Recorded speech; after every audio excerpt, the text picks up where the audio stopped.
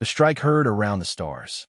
The Unity Corps Intergalactic Academy was a marvel of engineering and diplomacy. Orbiting a neutral moon in the Malith sector, it was a citadel of unity, built from alloys native to 7 different planetary systems. Within its shimmering walls, cadets of over 90 intelligent species trained side by side, not to fight each other, but to protect the fragile peace the galaxy now clung to. Among them, only 5 were human. Cadet Rhea Morgan stood alone on the Magfield training grounds, her short auburn hair damp with sweat. Her movements were crisp, precise, controlled. The others, larger, stronger, faster in theory, still struggled with the Academy's adaptive combat simulations. Rhea had learned to rely on instinct and calculation. On Earth, her training began when she was just 8 years old, a prodigy shaped by Earth's elite tactical institute, the Red Corps. Now, she was just the soft worlder to most of her peers. The drill sergeant for today's combat exercise was none other than General Zortal, a decorated veteran of the Jandari Dominion and a living legend among his people. 12 feet tall, clad in obsidian armor laced with iridescent biocircuitry, he carried the aura of someone who had never lost a battle. He also despised humans. Zortal had been vocal in his opposition to human integration into the Unity Corps. They're fragile, he often spat. Too emotional. They carry fire in their blood instead of ice. The general barked at the cadets, voice booming like rolling thunder. Form pairs. Combat simulation begins now. No power dampeners. No protective fields. This is real training. As the cadets scrambled to pair up, Rhea found herself alone. Again, Zortal's eyes narrowed. Cadet Morgan. With me. A murmur spread through the group. Pairing with a general was almost unheard of and never without purpose. Rhea stepped forward without hesitation. Yes, General. The two faced off in the circle, the magfield humming softly beneath them. Zortal towered over her, his 4-fingered hands flexing. Show me your stance, human. Rhea centered herself. Legs apart, knees bent, hands up, neutral guard. Her breathing slowed. Zortal circled her, eyes full of disdain. Pathetic. You think this is battle? Your kind can't even survive gravity fluctuations without vomiting. He moved fast, faster than a creature of his size should. His right arm whipped out, and the back of his hand cracked across Rhea's cheek. The sound echoed like a thunderclap across the training yard. Silence. Dozens of alien eyes turned to the ring. A few cadets flinched. One of the young Avorians gasped audibly. The slap was not part of the simulation. Blood pooled in Rhea's mouth. She didn't move. Zortal loomed. Do you understand now? You're not one of us. You never will be. What happened next would be dissected across the galaxy. In one smooth movement, Rhea's hand shot up, gripping the general's outstretched wrist. Her feet shifted. Weight dropped. She rotated at the hip, twisted the wrist against the joint's natural axis, then snapped it. For seconds, Zortal roared in pain, dropping to one knee, his hand limp and contorted. His wrist now bent at a grotesque angle. Rhea stepped back, unshaken. She said nothing. The magfield shut down with a loud buzz. Security drones rushed in.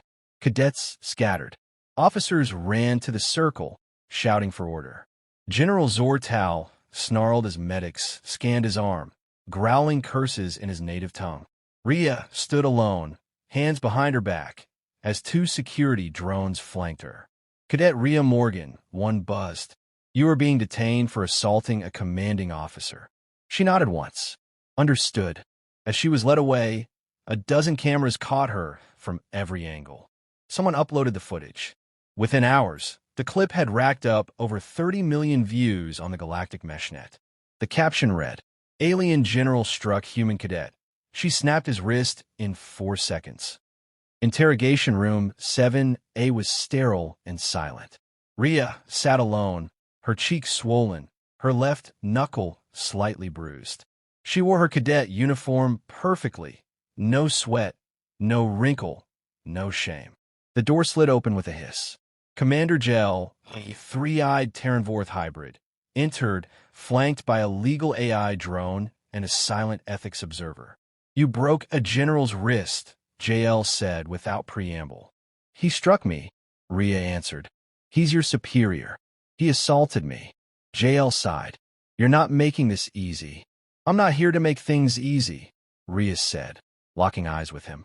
"I'm here to be a soldier." There was a pause. The ethics observer made a faint chirp and noted something in its log. Commander JL sat down. "You understand what's coming. Tribunal.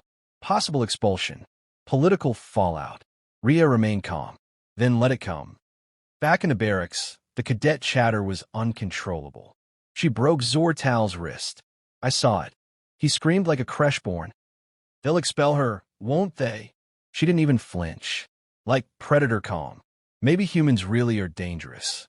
One voice, quiet but firm, came from a young Lakari cadet. She reacted.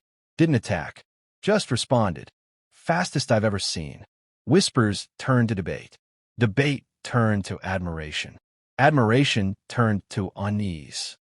Meanwhile, across space, the Earth Diplomatic Corps received the footage. Ambassador Suri Jane narrowed her eyes as she watched the moment unfold frame by frame. "She gave him 4 seconds," she muttered. "More than fair." She leaned back in her chair and tapped a command. "Tell the Unity Council Earth will attend the tribunal in person. Humanity's line in the sand." The tribunal chamber of the Unity Core Academy was carved from polished black stone and adorned with floating glyphs representing each member species. It was both a courtroom and a political theater, where truths were filtered through diplomacy, hierarchy, and influence. Rhea Morgan stood at the center, hands folded calmly behind her back. Her bruised cheek had faded, but her presence was sharper than ever. On the raised dais sat the Tri-Council. Admiral Kvar, an insectoid Zixian known for his procedural coldness. High Marshal Eleanor, a crystalline Vethari, brilliant and observant. Ambassador Suri Jane, Earth's representative, invited as a matter of protocol and as a message. Across the chamber, General Zortal entered with his arm in a hardened med cast, his pride visibly more injured than his limb. His expression radiated fury. Admiral Kvar began. "This tribunal is convened under Article 9 of the Unity Charter. Charges: assault of a commanding officer. Cadet Morgan, how do you plead?" Rhea's voice was steady. "Not guilty." A murmur passed through the observers. High Marshal Eleanor tilted her crystal head. "Your actions resulted in a severe injury to a decorated general. Do you contest that?" "No, ma'am," Rhea replied. "But I contest the premise. I acted in self-defense." Zortal hissed. "You dishonor this institution. You're unfit for." Ambassador Jane rose, her voice sharp and cutting. "General, you will remain silent unless questioned. Or shall we revisit the footage again?" Zortal's jaw clenched, but he sat back. The hollow display flared to life. The footage played once more, the slap, the reaction, the snap. This time, slow to half speed. Every breath, every shift in stance was visible. The audience leaned in. When it ended, Suri Jane addressed the tribunal. "Members of the council," she began, "what you witnessed is not a breakdown of discipline. It is the embodiment of it. My cadet was struck, unprovoked, in front of witnesses by a superior officer. She responded with exactly enough force to neutralize the threat. Not a punch, not a beatdown, a controlled joint lock. Nothing more." Admiral Kvar looked unmoved. "But General Zortal claims the contact was disciplinary, within authority." Jane's eyes narrowed. "Authority is not immunity. There are limits, even for generals." Eleanor chimed in, soft but firm. "What would have happened, Ambassador? Had she done nothing?" "She would have been struck again," Jane replied. "And humanity would have noted that our cadets are welcome only if they suffer abuse in silence." A beat passed, then another. Admiral Kvar turned to the assembled officers. "The tribunal will deliberate. Recess." Rhea was escorted to the side chamber where Jane waited. "You held your own up there," the ambassador said, offering a bottle of water. Rhea took it, nodding. "Thank you for coming." "I didn't come for you," Jane said bluntly. "I came for what you represent." They think humans are still raw, unstable. We've sent explorers, scientists, diplomats, but no one feared us. Until now. I wasn't trying to make a statement. You didn't need to, Jane said, stepping closer. You show them the line, and they saw it break one of their own. Outside the tribunal, reactions were boiling. The Unity Core internal meshnet flooded with commentary. Humans are more dangerous than they look. Zortal got what he deserved. She didn't attack. She defended. That matters. This changes everything. A growing number of cadets, alien and human alike, began reposting a single phrase. Hashtag 4-second rule. Later that day, the tribunal reconvened. Admiral Kvar stood. After reviewing evidence and testimony, this council concludes that Cadet Rhea Morgan acted in measured self-defense. No charges will be filed. Case dismissed. A wave of tension lifted in the room. High Marshal Eleanor added, additionally, General Zortal's actions have been found to violate interspecies conduct protocols. Effective immediately, he is relieved of training command and placed on reassignment pending review. The silence that followed was stunned. Zortal erupted. This is madness. You allow these mammals to dictate terms. Enough, Eleanor snapped. You were warned. You ignored the changing tide. Now feel its weight. As guards led Zortal out, the chamber buzzed with a new, unfamiliar energy. Back at the training grounds, the atmosphere was different. Rhea returned to her squad, expecting distance, suspicion. Instead, a group of cadets, including species who once mocked her, stood in quiet respect. One young Sarnathi, reptilian and proud, bowed slightly. You were right to defend yourself.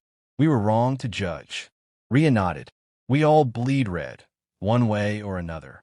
Another cadet, a towering Vasari, asked, is it true human reflex time is under 250 milliseconds? Mine's 186, Rhea replied, eyes steady. Want to test it? Laughter broke out, not mocking, but curious. Engaged. The fear hadn't disappeared, but was joined now by respect. In the days that followed, changes spread across the academy. A new code of conduct was posted. Respect between species is not optional. Physical authority must be justified. Cultural bias will not be tolerated. Human cadets, once ostracized, found new allies. Their instructors became more attentive. Jokes faded. Evaluations became fairer. And in hidden corners of the galaxy, military leaders began whispering to one another. Did you see the footage? She reacted like a machine. We underestimated Earth. In the Earth Embassy's private war room, Ambassador Jane spoke to her command council via encrypted line. We didn't need to raise our weapons, she said. Just our hand. The galaxy got the message. One general grunted. Still think sending cadets was a good idea? Jane smiled. We sent 5. They sent thousands. And one of ours just changed the rules. In her bunk, Rhea stared at the ceiling. She wasn't a hero. She didn't want fame. But she had drawn a line, and for the first time, the galaxy had stepped back. Not because of power, because of principle, because humanity didn't kneel. Final line, and in the silence that followed, the stars themselves seemed to whisper a warning. Never strike a human, unless you're ready for what comes next.